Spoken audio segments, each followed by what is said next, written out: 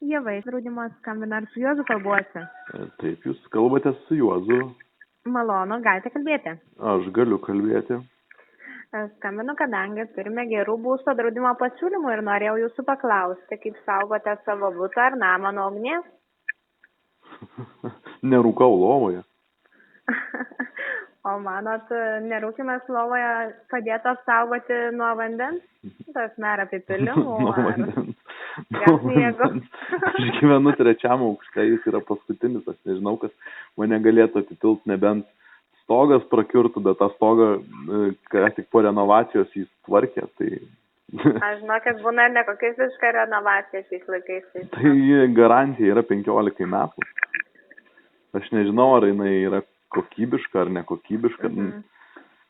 O jūs kaip saugot savo butą nuo ugnies? Draudžiuosi. Draudžiatės? Tai Taip. ta prasme jūs sumokate pinigus ir tada jisai neužsidega, ar jisai gali Na, bet kada matot, užsidegti?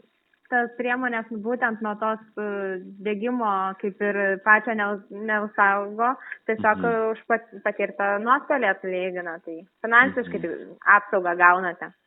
O jeigu sudegtų, pavyzdžiui, jūsų visi albumai šeimos ir jūsų dienoraščiai paauglystės, ar tai kompensuotų kažkaip jūsų prisiminimus? Draudimo pinigai, ar tai galėtų atpirkti? Matot, prisiminimų niekas nekompensuoja, kaip ir praeito laiko. Taip, kaip ir prabėgusio laiko. Tai jūs man siūlote apsidrausti butą nuo ugnies, kurios nėra jame, ir nuo apliejimo, bet tai neapsaugotų mano prisiminimų ir brangių daiktų, mielų dovanėlių, kurias padovanojo mano šeimos nariai, galbūt kai kurie jau išėję į kitą pasaulį, močiučių. Taigi tai nekompensuos, taip? Tas asme materialiai išraiška, kiek jums jie yra brangus, nekompensuos, bet pavyzdžiui, kiek jie vertit pagal tai, kiek visi daiktai, taip. Nieko neverti. Tos nuotraukos yra tik tai skiautės popieriaus. Atvirutės ir visa kita. Taip, tai ar sakykite, įdomus jums tas pokalbis, būtent pasvarstymas Man dėl draudimo? Tai įdomu visą laiką pasišnekėti su žmonėm. Man smagu, aš mėgstu kalbėti, dalintis mintimis. Aišku. Taip, o draustis jūs, o tai kiek kainuoja tą butą, tarkim, apsidrausti? Nu, priklausomai kokio dydžio jūsų tas butas. Tai jūs net nežinot, ar aš turiu butą? Na taip, nežinau, tai aš... Jūs nepaklausėte, Juozai, ar turi tu butą? Tai galiu paklausti dabar, ištaisysiu tą klaidą. Tai sakykit, ar turite butą? Okay. Taip, aš turiu butą, o jūs ar turite? Buto neturiu namą. Tai va. Nuostabu. O dabar kokio kvadrato pas jūs tas butas? Jis yra 36, man atrodo, kvadratų tas butas. Tai mes galim pasiūlyti nuo 8 eurų draudimą metam. Ir tas būtų apdraustas ir pačios sienos, grindys, lubos, langai, durys ir bute esantis turtas ir netyčia padaryta žala kitiems. Na, pavyzdžiui, gal apačioje esantis kaimynai, tarkim, trūksta vamzdynas ir apipilas. Jeigu būtų vamzdynas senas, tai taip būtų grėsmė, bet visiškai ne. Kaip manot, pavyzdžiui, kokia tikimybė, kad skalbimo mašinos koks vamzdelis trūktų? Tikimybė yra, kaip ir bet kokia kita tikimybė, kad ta mašina, tarkim, užsivestų ir išvažiuotų į Maljorką, pailsėti ir grįžtų.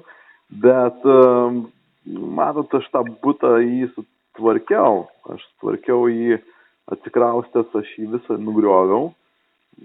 Padariau hidroizoliaciją grindų, taipogi apšiltinau grindis. Tai jeigu mašina, tarkim, nutrūktų vamzdelis ir išbėgtų kiek ten tą mašiną telpa, ten 10 litrų vandens maksimum turbūt. Jeigu tie 10 litrų vandens išbėgtų, jie teliuškuotų virtuvėje ant plytelių.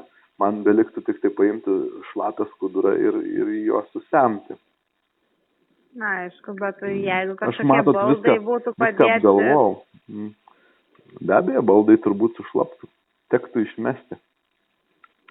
Na, tai vis tiek, suprantat, turint draudimą, tai jau būtų svarbu, kad tos baldus, tarkim, atlygintų. Nu gerai, dabar žiūrėkit. Tarkim, aš dabar norėčiau pasikeisti tos baldus, man tai reiktų juos apipilti vandeniu. Ar aš nupjovęs, tarkim, kokį nors šlangą, na, netyčia, tarkim, apipilčiau juos ir jūs pakeistumėt. Ne, jūs turbūt ištirtumėt, kad aš bandau apgauti draudimą. Taip, mes ištirtume, kad bandot apgauti šiuo atveju. Tai čia tas baldų pakeitimas priklauso nuo dėl ko jūs norite juos keisti. Jeigu jie yra sugadinti po draudiminio įvykio, taip, tada mes pakeistume juos. Taip, net kadangi aš viską tvarkingai esu pasidaręs namie. O kaip vas tada gerai viską tvarkingai susitvarkė? Susitvarkiau gyvenimą. Aš norėjau sutvarkyti gyvenimą. Aš sakau, man jau netoli 30, ims ir susitvarkysiu gyvenimą. Paėmiau ir susitvarkiau. Užsidirbau pinigų ir susitvarkiau jį. Aišku, tai nėra labai, aš nesu labai geras pavyzdys, bet kaip reikėtų tvarkytis. Nes būčiau galėjęs pasistatyti kaip ir jūs namą, vamzdyną. Kaip dėl vagystės, ar jums, tarkim, galvojat, neįsibrautų, tarkim, ar vagijos? Gali įsibrauti, nes durų tai nepakeičiau. Vienintelio dalyko tai durų nepakeičiau. Taip, jie tikrai gali įsibrauti. Bet jiems reikėtų praeiti pro Liusę. O Liusė yra kaimynė iš antro aukšto, kuri viską puikiai stebi. Aš ją vadinu komendantė. Sakau, Liusė, jūs esate tikra komendantė, nes jūs viską žinot. Na, jeigu jie nulauš Liusės apsaugą, tada jiems nemotais būtų ir šarvuotas duris išlaužtas. Na, žinokit, iš patirties klientų galim pasakyti, kad dažnai būna, kad kaimynai tiesiog net nesupranta. Atvažiuoja iškraustas butą ir kaimynai galvoja, ten persikrausto turbūt. Būna tokių įvairių vagysčių. Nežinau, ką jie ten iš manęs tie vagys pavogtų. Televizorių, kiek jis kainuoja? 600 eurų, 300 kokie. Skalbimo mašiną išneštų. Ar garų puodą už 60 eurų. Aš pinigų nelaikau bute, aš nežinau. Sofą išneštų. Kam jiems ta sofa? Dievaži. Ne, turbūt tie vagys, kurie bandyto fokt mano butą, jie greičiausiai liktų taip nelabai patenkinti netgi. Jie tada turbūt netgi padegtų, tai gal greičiau reikėtų vėlgi grįžti prie padegimo. Jeigu jie nulauš Liusės apsaugą, ateis ir atras visus vertingiausius daiktus, tai garų puodą, televizorių ir seną šaldytuvą, apkabinėtą nuotraukom, nežinau.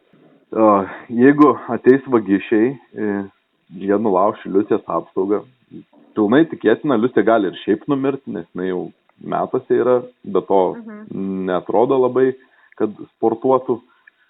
Jie nulaužtų Liusės apsaugą ir be vargo išlaužtų mano medinės duris, kurių aš nepakeičiau, nes man jos atrodo gražios, mielos, tokios tikros, ne kokios nors taip, kaip tos šarvuotos būna, man patinka tokie tikri dalykai. Ir jie išlaužtų be vargo tas duris, išneštų visą tą mano turtą, tą televizorių, ką ten sakiau, ten šaldytuvą, vargų balą jį pakeltų, tarkim, jie foktų ir aš atėjęs į draudimo būstinę, ten, sakyčiau, mane apvogė, duris išlaužė, na, ten kreipčiausi policiją. Ar jūs nepaklaustumėte tokio dalyko, ar pas jūs nebuvo signalizacijos? Kodėl pas jūs nebuvo 3 lygio šarvuotų durų? Mes, suprantat, jeigu mes pažymėm, kad jūs turite signalizaciją, tada klausom, ar ji buvo jungta ir visą kitą, bet jeigu jūs sakot, neturite signalizacijos, mes to draudime nežymėm ir tai neįtakoja žalos išmokėjimo. Ir durys nelabai svarbu, gal aš jų nes neužrakinau, pavyzdžiui. Pamiršau. Esmė, kad kaip mes remiamės, tai kokią pažymą parašo policija. Jeigu parašo, kad nebuvo įsilaužimo žymių, tai skaitos nedraudžiamasis įvykis. Turi būti įsilaužimo žymė. Ir šiaip draudimas nuo vagystės yra ne tik jūsų būte, bet ir už draudimo vietos ribų, ten ar jūs, pavyzdžiui, užpultų, ar iš jūsų atviros vagystės būdu kažką pavogtų, tai irgi būtų draudimas įvykis, tai ten telefoną kokį, tarkim, išpanuotės, ar jums tokių paslaugų reikia, sakykite? Ne. Aš tikiu, kad man pasiseks, aš sėkmė, o jeigu nepasiseks, tai tiesiog kaip ir viską gyvenime nurašysiu, nelaimingam savo egzistencializmui, nes negali visą laiką sektis, argi ne. Na taip, būna visko ir pakilimų ir nuosmukio. Taip, ups and downs, upsai ir downai. Na taip. Jo, tai va, tai ko gero aš nebūsiu tas labai toksai žmogus, kuris griebsis draudimo, nes draudimas tai toksai dalykas yra daugiau paremtas žmogaus vidiniam baimėm, ar ne?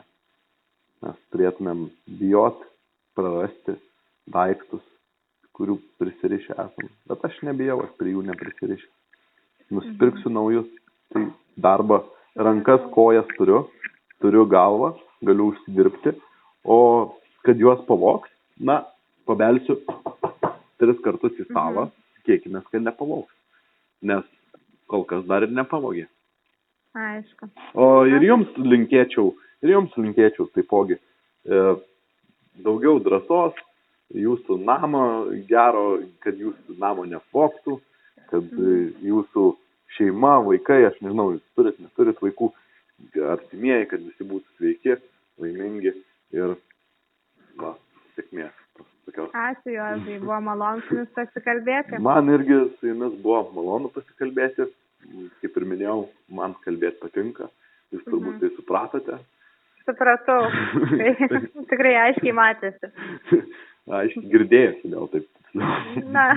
Ką, geros dienos tada jums artėja savaitgalis. Ačiū, jums irgi geros savaitgalio. Jo, oras gal nebus labai geras, bet tiesiog tinkama apranga ir gera kompanija tikrai galėtų viską, kaip sakant, užmiršti tai, kad mes neturim sniego ir turim stiprų vėją. Tai ką, geros jums dienos, geros kloties ir mažiau draudiminių įvykių.